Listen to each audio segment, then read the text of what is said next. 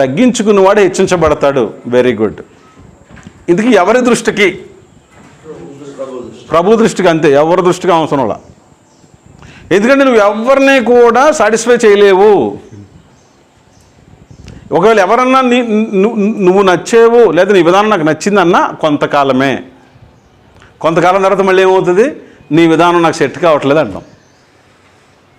ఒకటి వాళ్ళన్న మార్పులు రావచ్చు, లేదా మనలో అన్న మార్పులు. కానీ మార్పు లేనివాడు ఎవరు?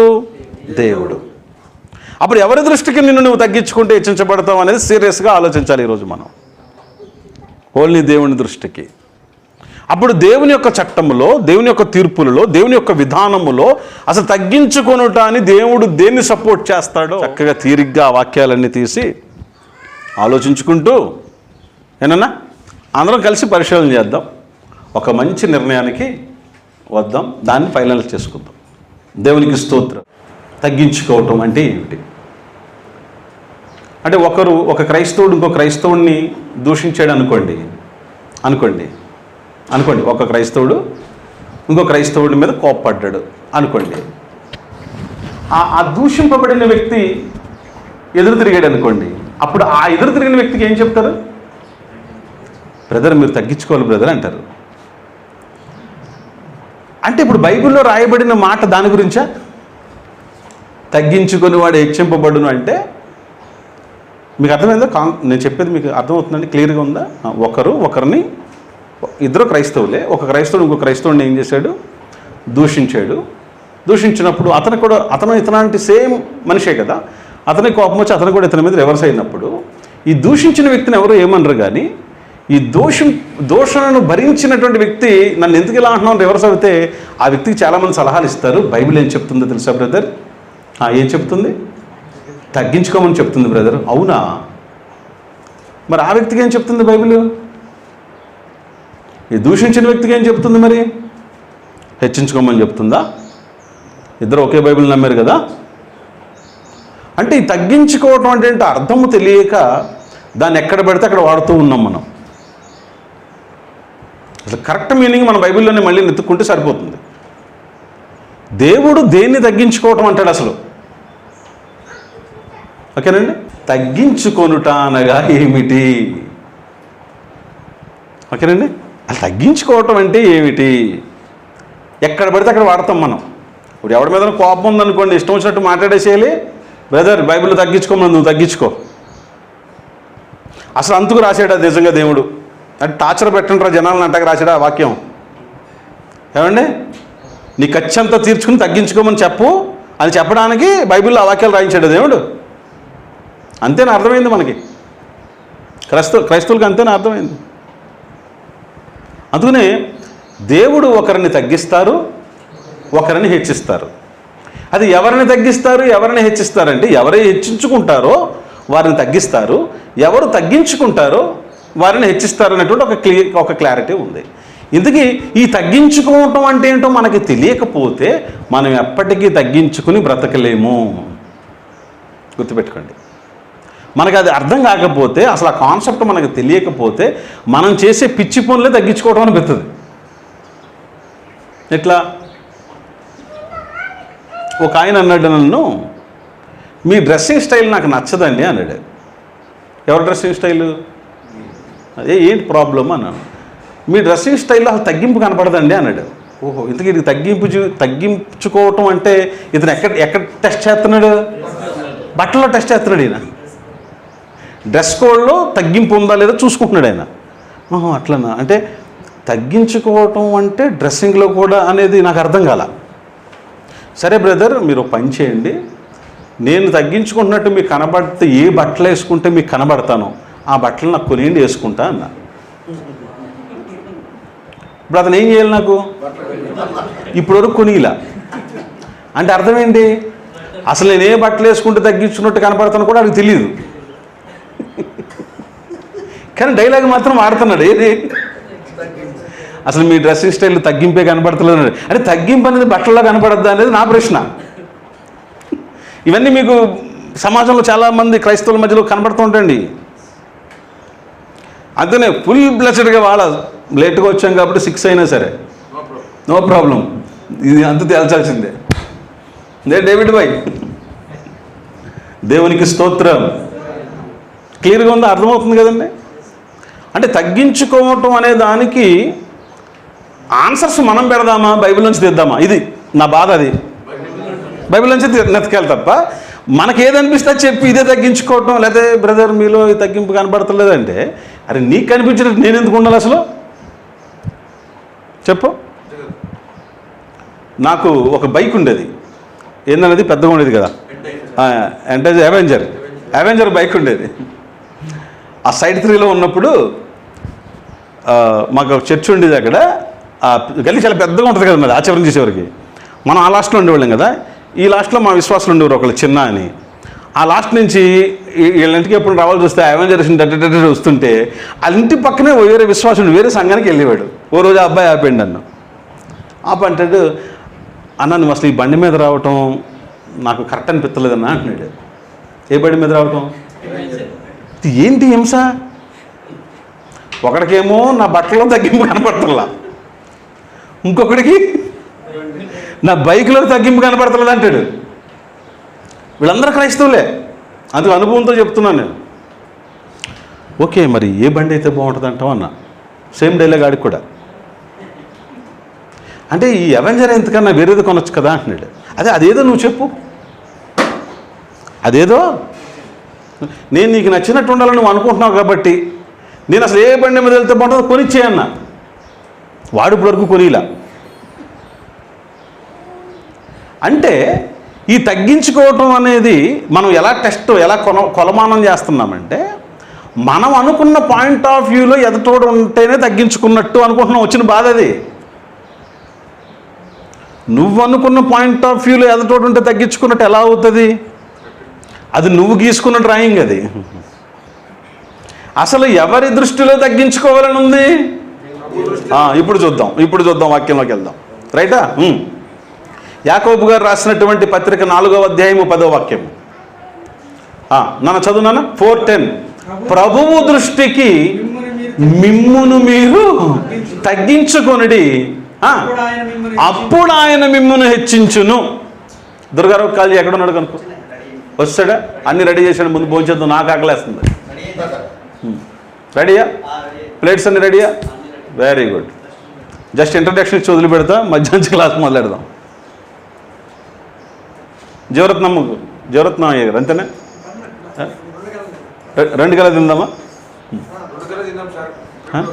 అంతేనా? చల్లగా అయిపోతుంది కదా కొంచెం, అసలే చల్లగా ఉంది వాతావరణం. భోజనం చేసుకోండి హాయిగా, మొదలు పెడదాం. రైట్, ఎక్కడున్నాం?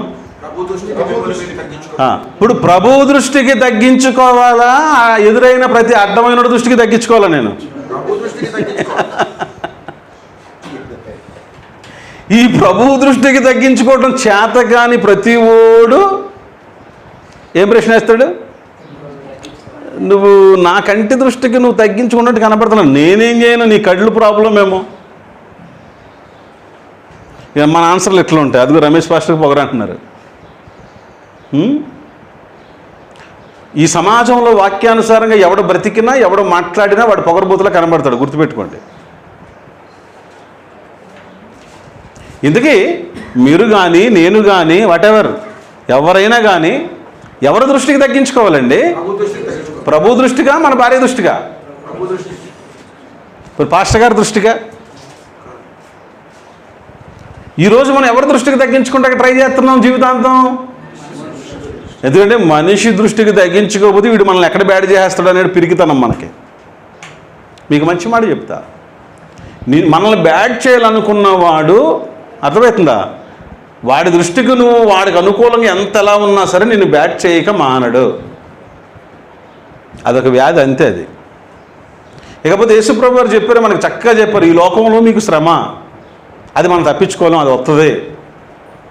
ఈ మనుషులు ఎవరు నన్ను ఏమనకూడదని ఈ మనుషుల్ని మెయింటైన్ చేయడానికి మనం అసలు ఏమి యాక్టింగ్లు చేయాల్సిన అవసరత లేదు. ఏమిటి తగ్గించుకోవడం? ఏమిటి అసలు తగ్గించుకోవడం అంటే ఏంటి? దినవృత్తాంతముల గ్రంథము 2వ గ్రంథము 12వ అధ్యాయంలో 1-8 నేను చదువుతాను, మీరందరూ పరిశీలన చేయండి.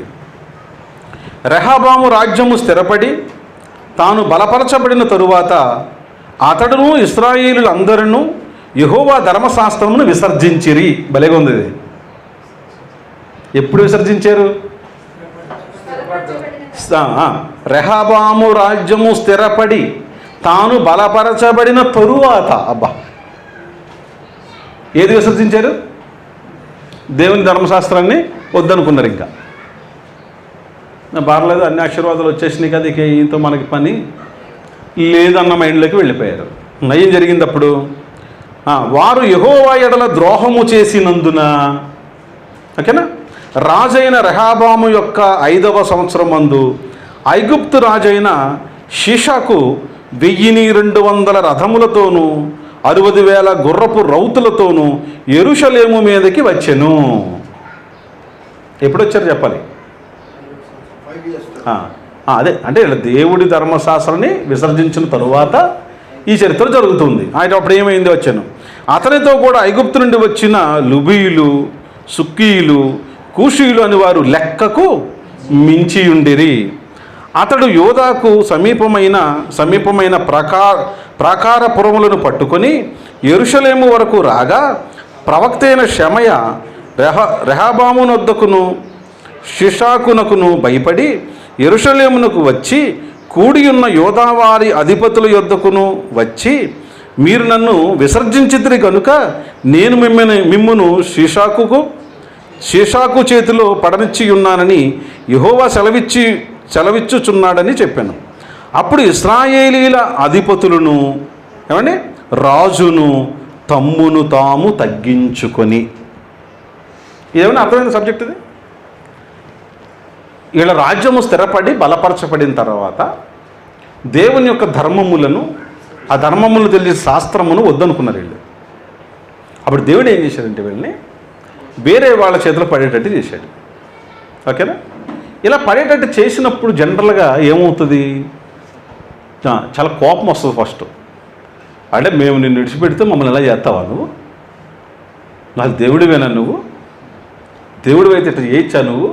మన ప్రశ్నలు ఎలా వస్తాయి? మన మంచోళ్ళం కదా. అయితే వీళ్ళు తగ్గించుకున్నారంట. వీళ్ళు ఏం చేశారంట అంటే ఏంటి తగ్గించుకోవడం అంటే ఏం చేశారు? ఆ పాయింట్ మనకి ఎలగాలి బాగా. వాళ్ళు ఏం చేశారంటే, అప్పుడు ఇశ్రాయేలీల అధిపతులను, 6వ వాక్యం, అప్పుడు ఇశ్రాయేలీల అధిపతులను రాజును తమ్మును తాము తగ్గించుకొని యెహోవా న్యాయస్థుడని ఒప్పుకొనిరి. ఏం చేసినందుకు న్యాయస్థుడని ఒప్పుకున్నారు?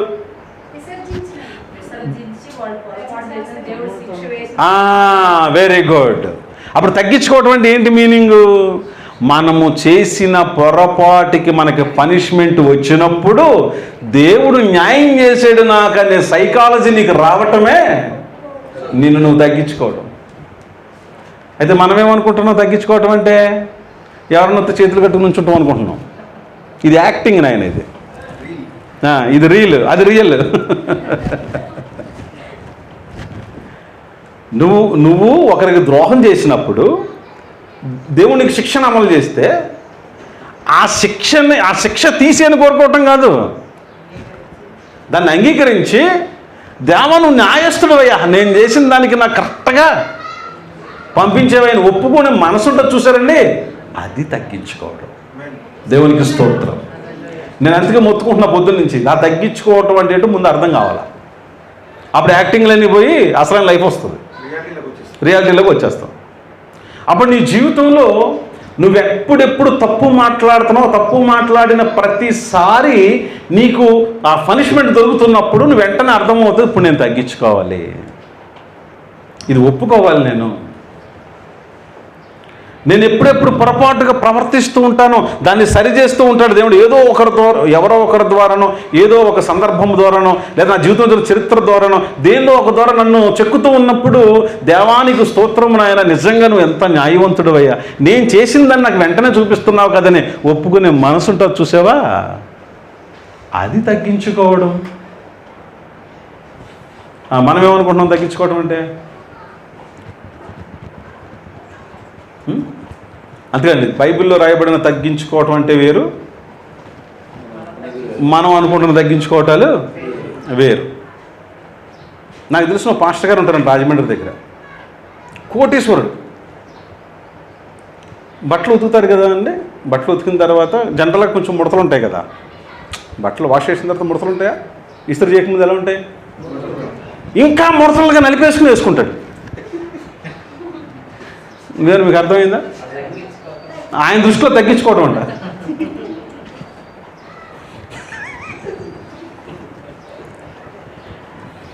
నాకు బ్రెయిన్ పని చేయలే కొద్దిసేపు ఆయన చూసి, ఓహో ఇన్ని తగ్గించుకోవడం ఇలా అర్థమైందా అని అన్నాను. కాదు అంకుల్, చింపేసుకుంటే ఇంకా బాగుంటుందేమో కదా అన్న.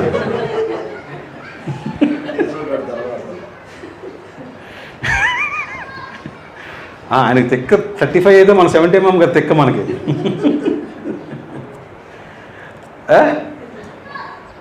కొన్ని డినామినేషన్స్ ఉన్నాయి, ఇస్త్రీ బట్టలు వేసుకోకూడదు. తెలుసు అంకుల్ మీకు? తెలీదా? ఇస్త్రీ బట్టలు వేసుకుంటే నువ్వు చాలా పాపం చేసేసినట్టే. మరి అన్నీ తిరిగింది కాబట్టి ఇలా అయిపోయింది నేను.